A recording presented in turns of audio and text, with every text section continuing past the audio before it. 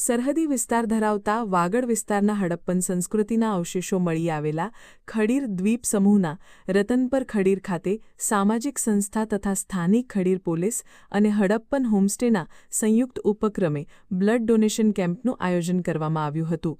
રતનપર ખડીર ખાતે સેવા સાધના કચ્છ દ્વારા રક્તદાન કેમ્પ યોજાયો હતો. આ કેમ્પમાં Ratanpar sarpanch Dasharathbhai Patel, hotel Harappan homestay, Dwarkadhish restaurant Ratanpar અને પ્રાથમિક આરોગ્ય કેન્દ્ર ધોરાવીરા દ્વારા સહયોગ આપવામાં આવ્યો હતો.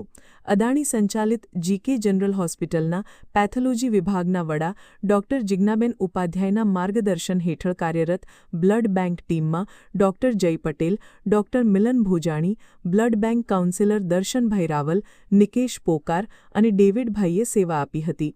પ્રાથમિક આરોગ્ય કેન્દ્ર ધોરાવીરાના ડોક્ટર ફૂલાભાઈ પરમાર, રૂપેશભાઈ ઢીલા, નીતિનભાઈ ઢીલા અને ભારતભાઈ મણવરે પણ સેવા આપી હતી. કેમ્પમાં કુલ 143 બોટલ રક્ત એકત્રિત કરવામાં આવ્યું હતું, જે થેલેસેમિયા, ડાયાલિસિસ, સગર્ભા બહેનો તથા જરૂરિયાતમંદ દર્દીઓના લાભાર્થે ઉપયોગમાં લેવામાં આવશે.